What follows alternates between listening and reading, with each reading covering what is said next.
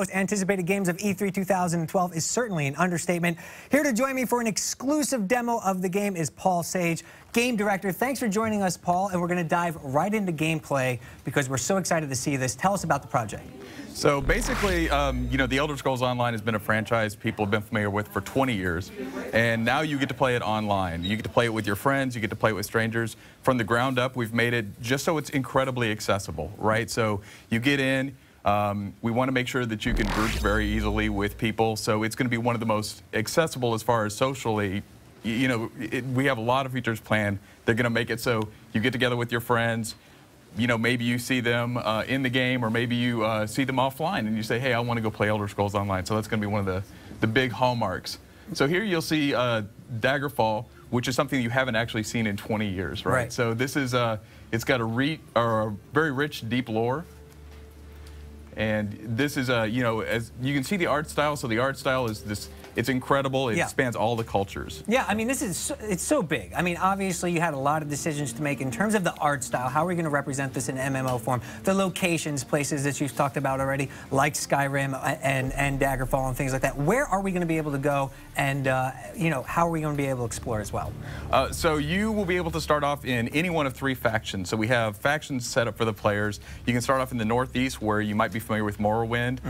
You can start off in the Daggerfall Covenant, which is in the northwest of Tamriel, or you can start off in the south. You can play a faction that's the All-Merry Dominion that was mentioned in Skyrim, and you know, they're kind of bent on taking over the continent. Right. So why was this the right time, Paul, to launch an Elder Scrolls MMO? Obviously, it's a very big space. It's a very competitive space. You have a great IP, but a lot of gamers, when it was first announced, you know, they said, hey, I love my Elder Scrolls. It's a single-player experience. That's what's different. Why is this the right time for an MMO?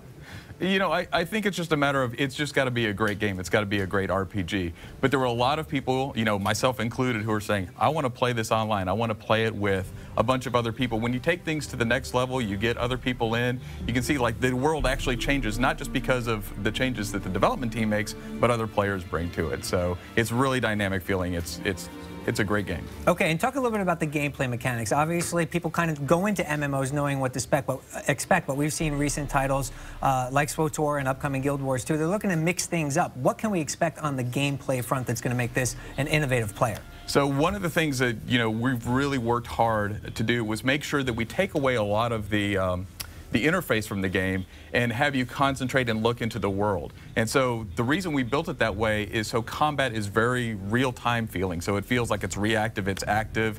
As a player, you're blocking, you're using your health, stamina, and magicka stats to really affect combat. And so when players team up, they're not just teaming up and pressing buttons over again, but they're really reacting to what's going on in the world. Obviously, a very story-driven world here we're talking about with Elder Scrolls. I mean, you know, the amount of depth that you have to work with is phenomenal. How are you distilling all that down to an accessible experience as well? Well, one of the things that's really great about it is the fact that you get to go in and you get to experience the quests the way you want to experience them. So you don't have to go on to a quest path. You can wander around the world. We'll actually have quests that come to you. So you'll see an NPC run over the hill. They'll grant you the quest. So you explore, you know, basically just how you want to explore. You play the game the way you want to play the game, essentially. And you're not on rails at all. It's a great open exploration. In development for 5 years, that's a long time, and in that time, the MMO landscape has changed quite a bit. Have there been things that have influenced design throughout the process to kind of make it more innovative as we're getting closer to launch? Absolutely. So one of the things that's really telling is that you know, when we looked at how we wanted to explore the world originally, it was more of a directed vector through the world. And we said, you know, that's not what Elder Scrolls is about. So we added elements like the compass back in from the single-player games that everybody knows. And the compass really directs you to content. And so, again, you're free to explore. And that's one of the things that really isn't out in the market right now for MMOs, and it makes it great. It definitely looks like the world of Elder Scrolls. You know, how are you classifying the art style? I mean, it's not too cartoony, it's not too realistic. How do you classify it internally? Well, I think it's the art style. You know, number one, it's going to allow 200 players in the game at the same time, you know, fighting these huge epic battles. And so for me, the art style allows that, while at the same time remaining. It looks gorgeous, right? So it's fantastic. All right, Paul, I have so many questions, but I'm not the only one with questions. We're going to head over to Justine right now, who has a few questions for you from our fans on Facebook and Twitter. Justine, what do you got? Well, we have some interesting tweets, of course, as always.